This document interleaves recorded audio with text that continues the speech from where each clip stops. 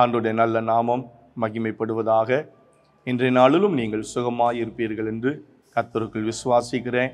தேவன் நமக்கு தருகிற ஆண்டுடைய வார்த்தை ஏசாயா தீர்க்கதரிசன புஸ்தகம் 43வது அதிகாரம் 13ஆம் வசனத்தினுடைய கடைசி பகுதியில் ஆண்டவர் இப்படி சொல்லுகிறார், நான் செய்கிறதை தடுப்பவன் யார்? கர்த்தருடைய நாமம் மகிமைப்படுவதாக.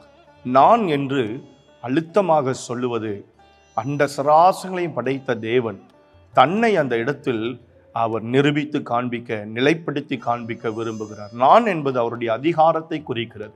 அப்படி என்றால் தேவனுடைய வல்லமைக்கு, தேவனுடைய கைக்கிரியைகளுக்கு விரோதமாய் செயல்படுவதற்கு இந்த உலகத்தில் எந்த வல்லமையினாலும் எந்த சக்தியினாலும் முடியாது. அந்த தேவன் உங்களுடைய வாழ்க்கையில் இன்றைக்கு அவர் செய்ய போகிறதை இந்த வார்த்தை சொல்லுகிறது. நான் உங்களுக்கு செய்கிறதை தடுப்பவன் யார்? எதை குறித்து பயந்து கொண்டிருக்கிறீர்களோ, எதை குறித்து கவலைப்படுகிறீர்களோ, இன்றைக்கு இந்த காரியம் இப்படி நடக்க வேண்டுமே, இப்படி இந்த காரியம் இன்றைக்கு எனக்கு இப்படி சம்பவிக்க வேண்டுமே, இந்த விஷயத்தில் நான் எப்படி இதை மேற்கொள்வது, எப்படி நான் இதை கடப்பது, எதையெல்லாம் நீங்கள் நினைத்து புலம்புகிறீர்களோ, ஆண்டவர் சொல்லுகிறார், நான் செய்வேன், நான் செய்வேன். நான் செய்கிறதை தடுப்பவன் யார் என்று ஆண்டவர் சொல்லுகிறார். கர்த்தருடைய நாமம் மகிமைப்படுவதாக. யோபின் புத்தகம் 42வது அதிகாரத்தில் நீங்கள் வாசித்து பார்த்தால், தேவரீர் சகலத்தையும் செய்ய வல்லவர், நீர் செய்ய நினைத்ததை தடுப்பவன் யார் என்று வேதத்தில் நம்ம வாசிக்கிறோம். அவர் செய்கிறதை ஒருவனாலும் தடுக்க முடியாது. அவர் சகலவற்றையும் நமக்காக, அவருடைய பிள்ளைகளுக்காக, அவரை நம்பி இருக்கிறவர்களுக்காக அவர் செய்கிற தேவனாய் இருக்கிறார். தாவீது 57ஆம் சங்கீதத்தில் சொல்லுகிறான், எனக்காக யாவையும் செய்து முடிக்க போகிற உன்னதமான தேவன். கர்த்தருடைய நாமம் மகிமைப்படுவதாக. நீங்களும் சொல்லுங்க, எனக்காக யாவையும் செய்து முடிக்க போகிற உன்னதமான தேவன். கலங்காதீங்க, பயப்படாதீங்க, தைரியமா இருங்க. கர்த்தர் சகலவற்றையும் செய்கிற தேவன். எல்லாவற்றையும் நன்மையாக உங்களுக்கு மாற்றி கொடுக்க அவர் வல்லமையுள்ளவராக இருக்கிறார். கர்த்தருடைய நாமம் மகிமைப்படுவதாக.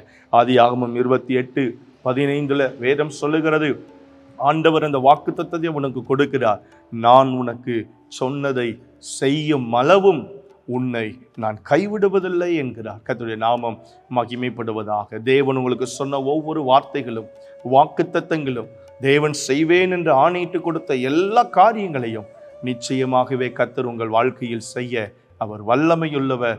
அவர் செய்கிறதை தடுப்பதற்கு ஒருவனாலும், எந்த வல்லமையினாலும், எந்த அதிகாரங்களினாலும், எந்த அதிகாரிகளாலும் முடியாது.